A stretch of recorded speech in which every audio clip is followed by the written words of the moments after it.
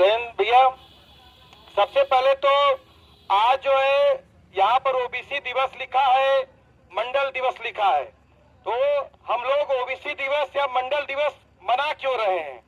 मुझे लगता है कि हर समाज अपनी एक पहचान खोजता है और वो पहचान आज के ही दिन जो है, जब मंडल कमीशन लागू हुआ तब वो पहचान आपको मिली कि आप अदर बैकवर्ड क्लास है और आपको 27% रिजर्वेशन आपको दिया जा रहा है।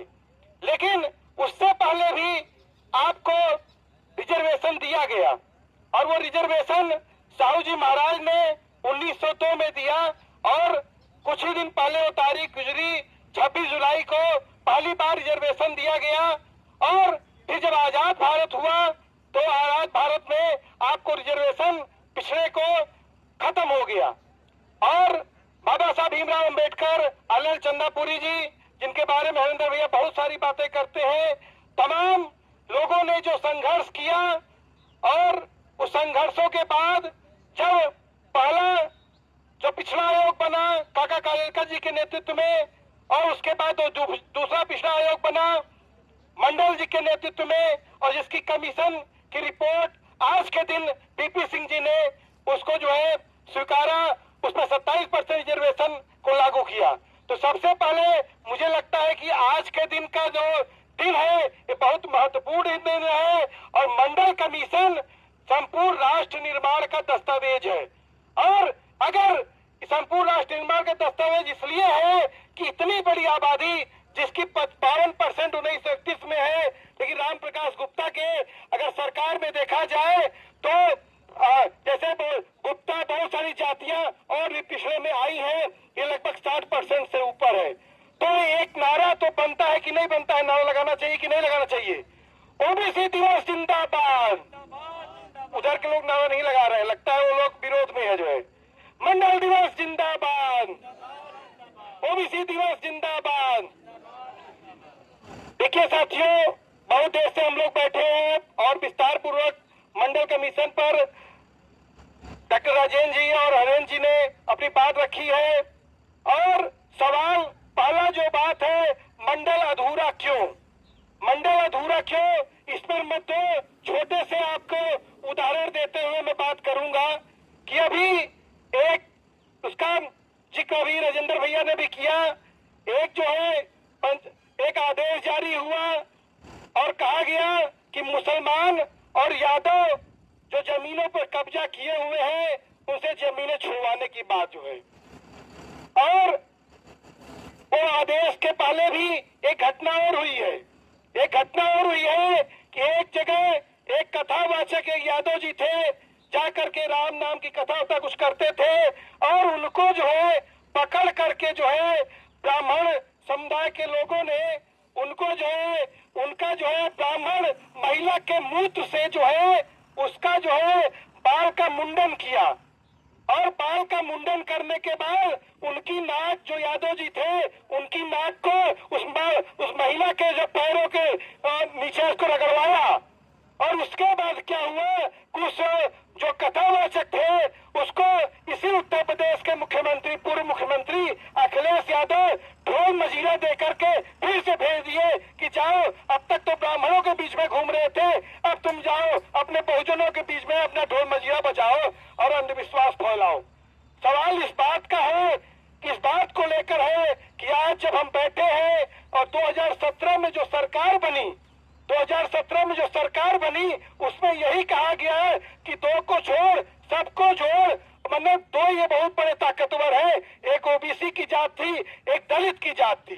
अब औकात ये है कि उत्तर प्रदेश में जिस जात का मुख्यमंत्री बन गया हो और ताकतवर है और पूरे देश में सबसे बड़ी आबादी ओबीसी की है, उस जात के व्यक्ति का एक महिला के, ब्राह्मण महिला के मूठ से मुंडन करवाया जाता है और उसकी नाक रगड़वाई जाती है।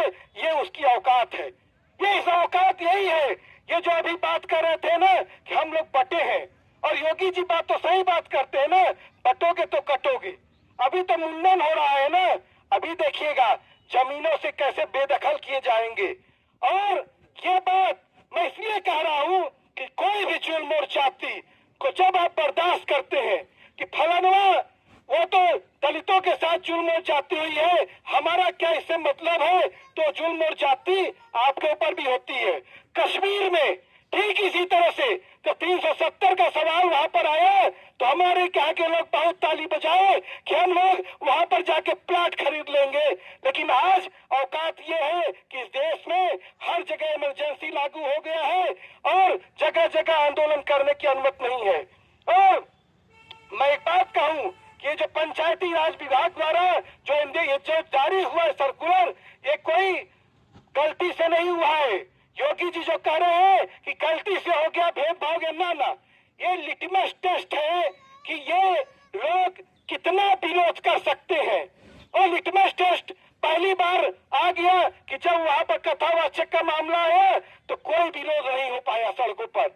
और दूसरा है, आपको कहा जा रहा है कि कब्जा किए हो, ये बात यही आरोप मुसलमानों के ऊपर भी लगा और राम प्रकाश गुप्ता की गवर्नमेंट में, जो भाजपा की गवर्नमेंट थी, उसमें भी यही कहा गया था। एक सर्कुलर जारी हुआ था कि हर थाने में कि आप मुसलमान कहां पर हैं, क्या कर रहे हैं, उनकी स्थिति का आकलन करिए। तो मुझे लगता है कि हमको इस बात को सोचना चाहिए, विचारना चाहिए। और मंडल अधूरा क्यों? मंडल अधूरा इसलिए है, मुझे साफ लगता है कि अगर उत्तर प्रदेश में हम बैठे हैं, उत्तर प्रदेश में हम बैठे हैं और साफ तौर पे कहें, आजमगढ़ के लोगों का कहना है कि टावा और मैनपुरी में भी अगर मुलायम सिंह परिवार अगर हार जाए, लेकिन आजमगढ़ में नहीं हार सकता है। उस आजमगढ़ की 10 सीटें हैं, लेकिन आज मुझे लगता है डॉक्टर राजेंद्र यादव के नेतृत्व में यहाँ पर जो गोसाई की बाजार में सभा हो रहा है, जितने भी लोग हैं, लेकिन इसके अलावा मुझे नहीं मालूम है कि क्या यहाँ पर 10 विधानसभाओं में कार्यक्रम हो रहे हैं। यहाँ पर 2 सांसद हैं, किसके बल पे है? मंडल कमीशन के बल पे है। इस मंडल रूपी बच्चे को जो है बीपी सिंह ने बहाल किया और कहा कि अगर इस बच्चे को मां के पेट में डालोगे तो मां भी मरेगी, बच्चा भी मरेगा। आज उस मंडल कमीशन की पैदावार लोग मंडल को भूल गए हैं, बीपी मंडल को भूल गए हैं। और इस बात को मैं कहूंगा इसलिए कि आपका समाज भूल गया है, इसलिए वो नेता भूल रहा है। आप याद करिए, जब पिछली बार 2 साल पहले हम लोग वहां पर जातिगत जनगणना की बात करते थे तो क्या कितनी जातिगत जनगणना पे बहस थी, लेकिन आज इन्हीं छोटी छोटी बैठकों, इन्हीं गोष्ठियों के बल पर आज इस देश में जो जनगणना 2020 और 21 में होनी थी, भागते भागते बीजेपी भागते भागते वो कह रही है कब करवाएगी? 2026 में। 2026 में क्यों करवाएगी? क्यों करवाएगी 2026 में? क्योंकि बिहार का चुनाव है। और बिहार का चुनाव कब है? 2026 में है क्या? 25 में है। और 2025 में एक काम और क्या कर रही है बीजेपी? वहां पर वोटर वेरिफिकेशन कर रही है, मतदाता और नागरिकता। सवाल इस बात का था कि जब इस देश में संविधान बन रहा था तो बाबा साहब भीमराव अंबेडकर ने बोला कि अब रानी के पेट से राजा नहीं पैदा होगा, हमने अपने लोगों को मताधिकार दिया है कि नहीं? ये बात कही जाती है कि नहीं? और उस मताधिकार का है कि आज 65 लाख लोगों को बिहार से मतदाता सूची से बाहर कर दिया गया है। और होना क्या था कि 2026 में जातिगत जनगणना होनी थी और यहाँ पर बताइए 65 लाख लोग जो है मतदाता सूची से बाहर कर दिए गए। और ये साजिश सिर्फ और सिर्फ बिहार में नहीं हुई है, ये साजिश इसके पहले भी हुई है। हमारे एक साथी से असद हयात साहब, वो नहीं रहे, उन्होंने एक बार आजमगढ़ और मऊ का सर्वे किया था मुसलमानों का, उसमें 47,000 मुसलमान मऊ की सीट से गायब थे, घोसी की सीट से गायब थे, और आजमगढ़ में लगभग 73,000 69,000 मुसलमान गायब कर दिए गए थे मतदाता सूची से। ये साजिश लगातार होती थी और उसका साजिश का कभी सांप्रदायिक आधार होता है, कभी धार्मिक आधार होता है, कभी जाति आधार होता है। और मुझे लगता है कि अगर जब हम आप बात कर रहे हैं मंडल दिवस पर मंडल कमीशन की सभी सिफारिशों को लागू करने की बात कर रहे हैं, तो सवाल इस बात का है हम नागरिक रहेंगे कि नहीं रहेंगे। रहेंगे इस देश के। जब हम इस देश के नागरिक रहेंगे ही नहीं तो कौन सी गणना में हम आएंगे, कौन सी जातिगत जनगणना में हम आएंगे? हम आएंगे ही नहीं। और ये साजिश आज से नहीं चल रही है, ये साजिश याद करिए, ये साजिश राजीव गांधी के समय से चल रही है और असम में एनआरसी के नाम पर ये साजिश हुई थी। और पिछले दिनों जब 2019 में जब आया एनआरसी, असम में एनआरसी हुआ तो पूरे देश में माहौल बनाया गया जो कि अब तो मुसलमानों को इस देश से बाहर कर दिया जाएगा। और फिर लाया गया सीएबी, नागरिकता संशोधन विधेयक, कानून बना दिया गया उसको और लाया गया कि अब पूरे देश से मुसलमानों को बाहर कर दिया जाएगा। और हमारे हिंदू भाई बड़े खुश हो रहे थे उस पे, माफी के साथ कह रहा हूं कि बहुत खुश हो रहे थे, उसमें ओबीसी दलित भी बहुत खुश हो रहे थे।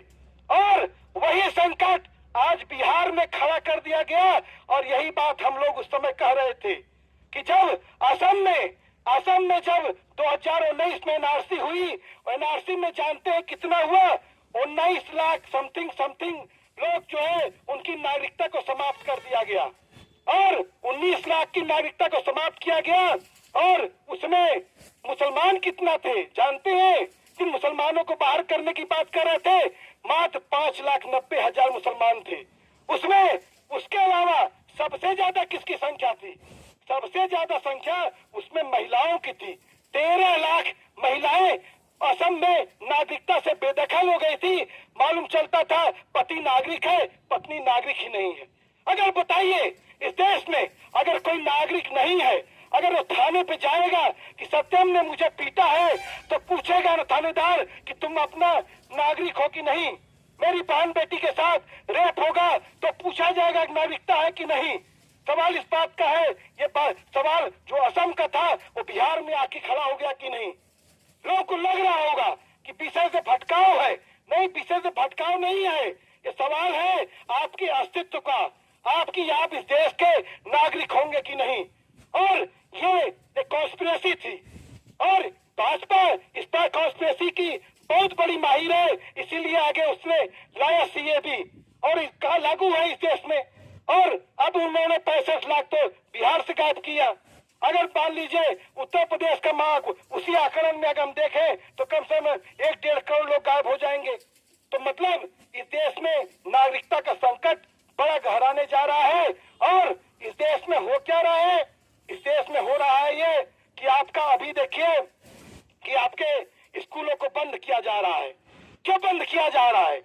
क्योंकि अगर आज हम यहाँ बात कर रहे हैं तो यहाँ पर जितने लोग बैठे हैं उसमें लगभग सब लोग शिक्षित हैं, सब लोग शिक्षा को जानते हैं, जागरूकता को जानते हैं, कुछ संविधान को भी जानते हैं, कुछ अपने अधिकार को भी जानते हैं। वो स्कूलों को इसलिए बंद कर रहे हैं कि स्कूल बंद कर दिए जाएंगे और स्कूलों को बंद करने के बाद हम जब उसके पास शिक्षा नहीं रहेगी, जागरूकता नहीं रहेगी तो अपने अधिकारों के लिए क्या लड़ेगा? तो मामला इस बात का है कि हमको करना क्या है। मुझे लगता है अब मैं अपनी अंतिम बात में करने की बात पे आता हूँ कि आप सवाल इस बात का है हमको करना क्या है। हमको फिर से पीछे मुड़ करके देखना होगा, हमको फिर से पीछे मुड़ के देखना होगा, ज्योतिबा फुले की तरफ देखना होगा, माता सावित्रीबाई फुले की तरफ देखना होगा, साहू जी महाराज की तरफ देखना होगा, हमको बाबा साहब की तरफ देखना होगा, हमको जगदेव प्रसाद की तरफ देखना होगा। याद करिए कि जिस तरीके से उस कथावाचक को मूत से उसका बाल मुंडन किया गया, ठीक यही अपमान जगदेव प्रसाद के साथ भी हुआ था, जगदेव प्रसाद कुशवाहा के साथ। उनका यही कहना था अब की सावन भादों में गोरी कलैया कादों में। मतलब इस देश में अगर लैंगिक समानता नहीं आएगी, इस देश में कोई समानता नहीं आ सकती है। उनको क्या हश्र हुआ? उनका हश्र ये हुआ कि जगदेव कुशवाहा को मारा गया और जब मारा गया पानी मांग रहे थे तो उनको पेशाब पिलाया गया। क्या हम जिस ताकत में बैठे हैं, हम उत्तर प्रदेश में जिस ताकत में बैठे हैं, बिहार में जिस ताकत में बैठे हैं, इसके अलावा किसी प्रदेश में हमारी कोई औकात नहीं, कोई ताकत नहीं है। हमारे अपने ही लोग बीजेपी और कांग्रेस में बट के वोट देते हैं। तो मुझे लगता है हमको फिर से अपने उस पुराने एजेंडे के पहुंचता होगा। और वो पुराना एजेंडा मुझे लगता है मान्यवर काशी राम जी का की तरफ बढ़ना होगा। और यहाँ पर भी कॉमरेड बोल रहे थे और कॉमरेड जब बात करते बसंत जी, तो मुझे माननीय काशी राम जी का एक भाषण जो दद्दू प्रसाद जी बताते हैं कि आजमगढ़ में उन्होंने दिया था।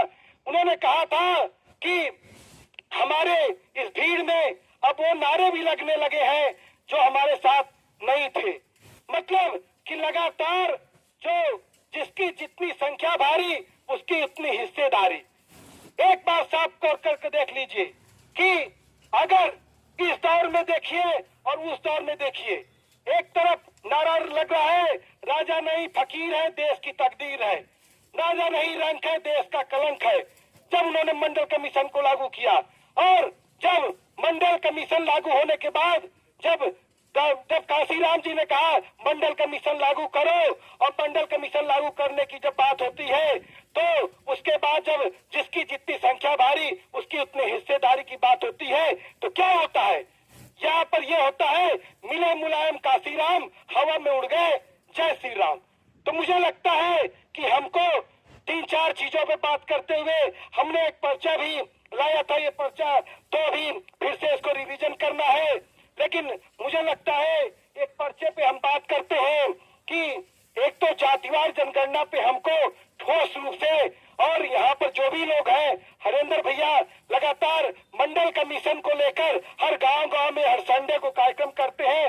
मुझे लगता है लेकिन सिर्फ संडे से मामला नहीं चलेगा, हमको ये तय करना पड़ेगा आजमगढ़ में हर दिन किसी न किसी गांव में हमको एक कार्यक्रम करें। दूसरा कि मंडल कमीशन की सभी सिफारिशें लागू करो। जब हम अपने एजेंडे को बात करेंगे तो उनका जो मतदाता को छीनने का अधिकार चाहे नागरिकता को छीनने का अधिकार है वो बौखलाएंगे। वो कहेंगे कि अपना एजेंडा, ये समाज अपने एजेंडे पे बात कर रहा है। साफ तौर पर जब हम दूसरे की पिच पे खेलेंगे तो अपनी बाल फेंकेगा, लेकिन हम अपनी पिच पे खेलें। और आज देख लीजिए बीजेपी कांग्रेस ये सब जातिवार जनगणना के खिलाफ थे, ये सब मंडल कमीशन के खिलाफ थे, लेकिन किसी की हिम्मत नहीं है कि आज वो जातिवार जनगणना मंडल कमीशन के खिलाफ खड़े हो जाए। आज किसी नेता की औकात नहीं है कि ज्योतिबा फूले, सावित्रीबाई फूले, साहू जी महाराज, अंबेडकर जी के चित्र पे माल्यार्पण किए बगैर, वो जन्मदिन पे बधाई किए बगैर राजनीति कर सके। दूसरा मामला कि जब मंडल कमीशन लागू हुआ तो मंडल कमीशन लागू के साथ हमारे ऊपर क्रीमी लेयर की बाध्यता दे दी गई। वो क्रीमी लेयर की जो बाध्यता है वो अभी पिछले दिनों जब उपवर्गीकरण का सवाल SC/ST में हुआ, तब जब दलित सांसद प्रधानमंत्री के यहाँ गए तो कहा गया कि बाबा साहब भीमराव अंबेडकर का जो संविधान है, जो उसमें आरक्षण की बात है, उसमें क्रीमी लेयर का प्रावधान नहीं है। तो सवाल इस बात का है कि जब उसमें दलितों के लिए क्रीमी लेयर का सवाल नहीं है तो ओबीसी के लिए क्रीमी लेयर का सवाल क्यों हो? और ठीक है, जिस तरीके से उपवर्गीकरण की बात वहां कर रहे हैं, उपवर्गीकरण यहाँ पर कोटे में, यहाँ पर अब उसमें कोटा से में कोटा कर रहे हैं, तो हम पूछते हैं कि आप क्यों नहीं जिसकी जितनी संख्या भारी उसकी इतनी हिस्सेदारी में बात करें। दूसरा कि हमारे जो 50% की आरक्षण की सीमा है इसको भी खत्म करने की लड़ाई हमको लड़नी पड़ेगी। और हमको आगामी दिनों में, चूंकि जब जनगणना करेंगे, जनगणना के बाद ये लोग महिला आरक्षण को लागू करेंगे, और जब महिला आरक्षण लागू होगा तो फिर से आप देखेंगे सवर्ण महिलाओं का ही वर्चस्व फिर से सदन में जाने लगेगा।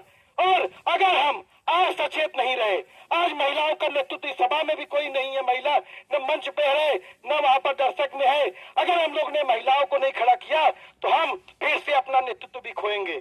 और जो बात निजीकरण में क्षेत्रों में आरक्षण की बात जिसको भैया कह रहे थे, उस बात को भी हमको याद करना पड़ेगा।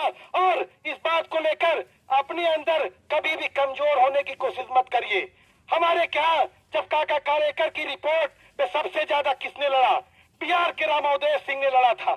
हमने शहादतें दी है बिहार में, हमने इस मुल्क को संघर्षों के बल पे पाया है, कोई भीख में नहीं पाया है। और मैं अंतिम बात करते हुए कहूंगा कि ये जो आजमगढ़ की सरजमी है, सामाजिक न्याय की सरजमी है, 15% जो रिजर्वेशन लागू हुआ उत्तर प्रदेश में, उसके बाद कर्पूरी ठाकुर ने बिहार में लागू किया। उत्तर प्रदेश उत्तर भारत का पहला राज्य है जहां पर ओबीसी को 15% रिजर्वेशन किसने लागू किया?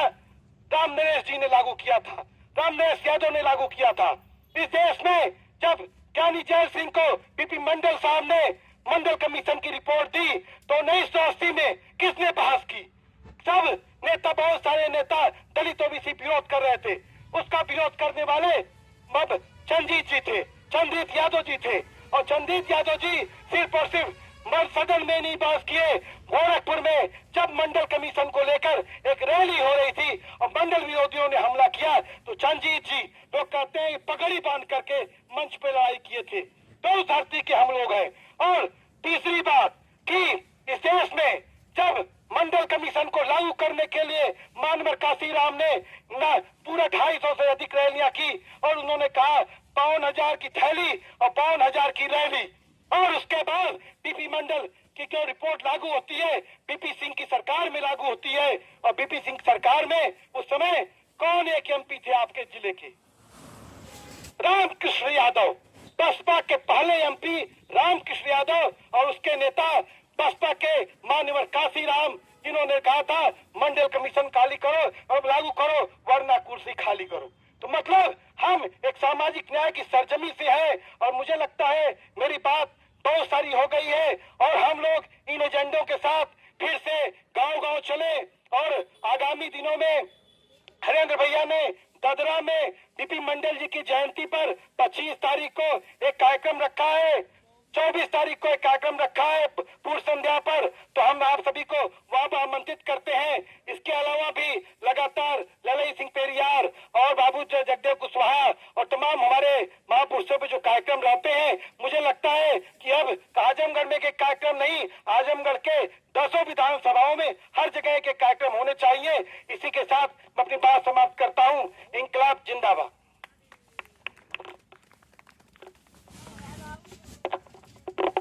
अब मैं कॉमरेड रमेश जी को बुला रहा हूँ। संक्षेप में